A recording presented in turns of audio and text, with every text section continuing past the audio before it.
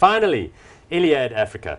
These guys also focus on the wholesale and retail of building materials. It's got a bunch of retail outlets which it acquired under old brands like Ferreira's and Knob and Knocker and all the rest of it. But it has recently begun to rebrand, relaunch and restyle its branches with the brand name Buco, B-U-C-O. You might have seen those around. Market cap quite a lot smaller, 1.1 billion rand. Price to earnings ratio 11.34. Dividend yield 2.68. So these guys also a bit patchy, and they had like a specialist building material supply business, and they were integrating that and bought something from York Timbers and so on. But I like the Buco sort of pitch, and the market I think has warmed up a bit to them. Yeah, we're looking at, I mean, it's you know, if you're just looking at pure valuation, it's the cheapest in the sector, but I mean, we think that perhaps is deserved because their earnings quality over time hasn't been as good as the rest. You know, the Buco, I mean, they are marketing it. It is, you know, restructuring, and they're marketing it aggressively. They're saying that's where the growth is going to come from, the new marketing initiative. They've also put in, you know, their new ERP systems. They're trying to get, you know, new efficiencies.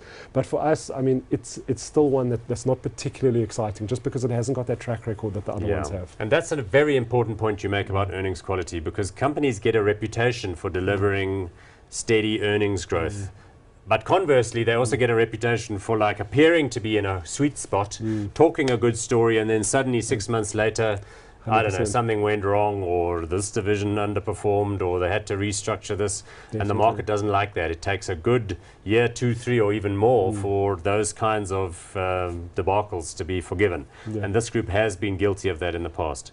But looking more favorable, so probably one to watch. I think definitely favorable, one to watch. I think just, you know, for us, it's fully valued at this stage. Clearly a lot of building activity in that Mpumalanga region, high population, big transit, migrant sort of situation.